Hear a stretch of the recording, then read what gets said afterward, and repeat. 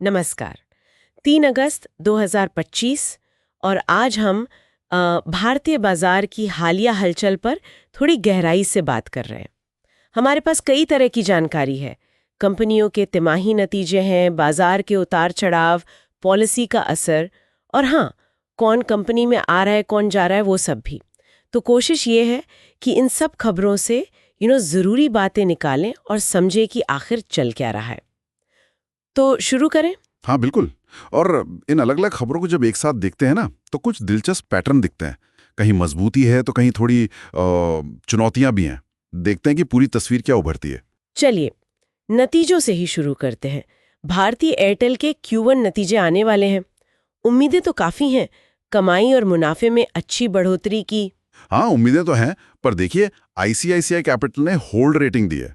मतलब शायद निवेशकों को थोड़ा रुक कर देखना चाहिए। अच्छा। और अगर निफ्टी फिफ्टी की बात करें, मतलब देश की जो 50 बड़ी कंपनियां हैं, उनमें से जिनकी रिपोर्ट आ गई है, 36 की आ चुकी है 50 में से, तो कुल मिलाकर मुनाफा उम्मीद से थोड़ा बेहतर है।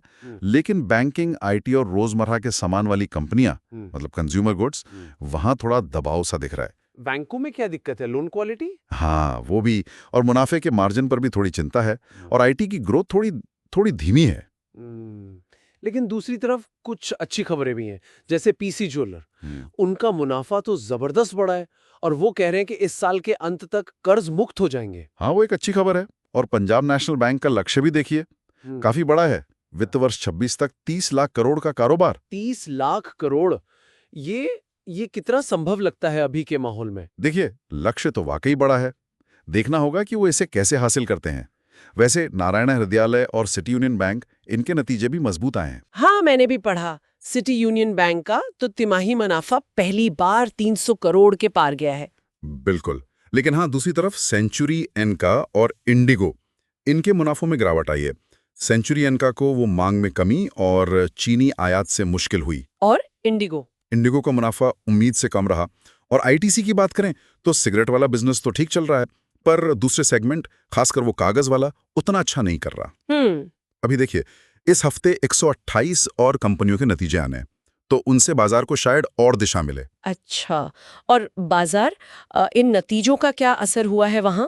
निफ्टी 50 लगातार 5वें हफ्ते गिरा है ना? हाँ बिल्कुल। और बड़ी कंपनियों पर भी असर पड़ा है। जो टॉप 10 कंपनियां हैं भारत की, उनमें से 7 का कुल मार्केट कैप, मतलब बाजार मूल्य, वो करीब 1.35 लाख करोड़ कम हो गया है। ओह, सबसे ज्यादा नुकसान किसे हुआ? सबसे ज्यादा गिरावट टीसीएस में रही।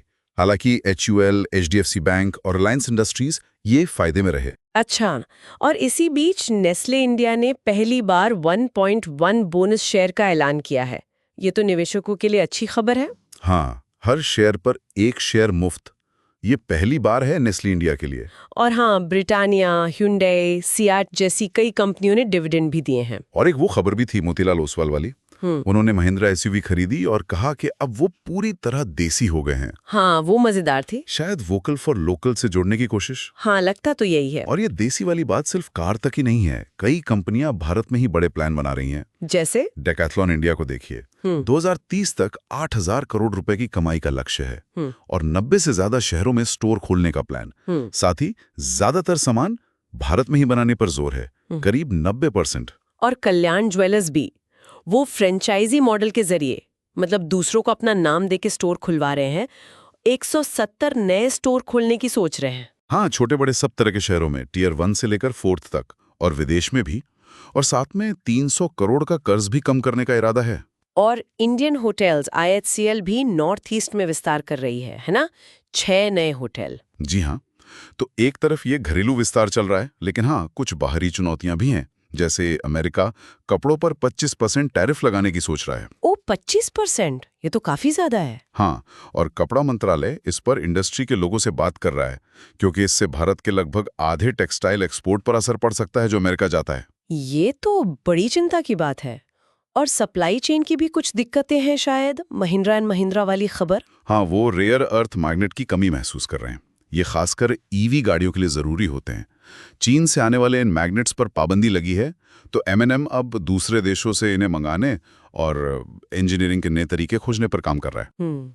तो मतलब कम क्या रास्ते निकाल रहे हैं। अच्छा, और लीगल फ्रंट पर क्या चल रहा है? कुछ कोर्ट केस वगैरह? हाँ, 2-3 चीजें हैं। जुआरी इंडस्ट्रीज को यूपी में अल्कोहल एक्सपोर्ट ड्यूटी पर कोर्ट से थोड़ी राहत मिली है, अंतरिम राहत है। और दिल्ली हाईकोर्ट ने रेलीगेयर फिनवेस्ट पर 14 बैंकों ने जो धोखाधड़ी का टैग लगाया था उसे हटा दिया है। कोर्ट ने कहा कि कंपनी को अपनी बात रखने का मौका ही नहीं मिला था। अच्छा, ये तो रेलीगेयर के लिए बड़ी राहत होगी। हाँ, और भारत ने यूरोपियन यूनियन को चीनी का जो तय खोटा होता है वो भी जारी कर दिया है। ठीक है। और कंपनियों के अंदर की खबरें, मतलब लीडरशिप में कोई बदलाव? हाँ, कुछ अहम बदलाव हुए हैं। हैम्पटन स्काई रियलिटी के एमडी ने इस्तीफा दिया, वो पंजाब सरकार में मंत्री बन गए हैं। ओह, और पीएनबी हाउसिंग फाइनेंस के सीईओ ने भी इस्तीफा दिया है, वहां नई नियुक्तियां हुई हैं। मैक्स एस्टेट्स ने भी नए चीफ ऑपरेटिंग ऑफिसर सीओओ नियुक्त किए हैं। यानी मैनेजमेंट में भी फेरबदल चल रहा है। और एक थोड़ी चिंता वाली खबर भी थी, क्वाड्रेंट टेलीवेंचर्स की। हाँ, उन्हें अपनी संपत्ति बेचने का दूसरा नोटिस मिला है। ये इशारा करता है कि कंपनी शायद वित्तीय मुश्किलों में है। तो कुल मिला के अगर देखें तो तस्वीर काफी मिली-जुली सी है ना? बिल्कुल। तिमाही नतीजे कहीं अच्छे हैं, कहीं उम्मीद से कम। बाजार थोड़ा सतर्क है। कंपनियां एक तरफ विस्तार कर रही हैं तो दूसरी तरफ लागत और सप्लाई चेन पर भी ध्यान दे रही हैं। और बाहरी मुद्दे जैसे वो टैरिफ और सप्लाई चेन की दिक्कतें, वो चिंता का कारण बनी हुई हैं। हाँ, और ये बात दिलचस्प है कि कैसे इन बाहरी अनिश्चितताओं के बीच कई कंपनियां घरेलू बाजार पर ज्यादा फोकस कर रही हैं।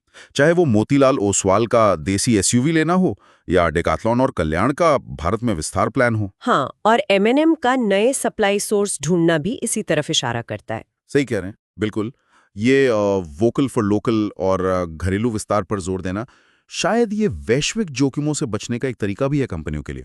सही कहा। और ये सोचने वाली बात है कि ये जो रुझान है, ये आने वाले समय में भारतीय अर्थव्यवस्था की कौन सी अंदरूनी ताकत या शायद कमजोरी को दिखाता है, इस पर जरूर गौर किया जा सकता है।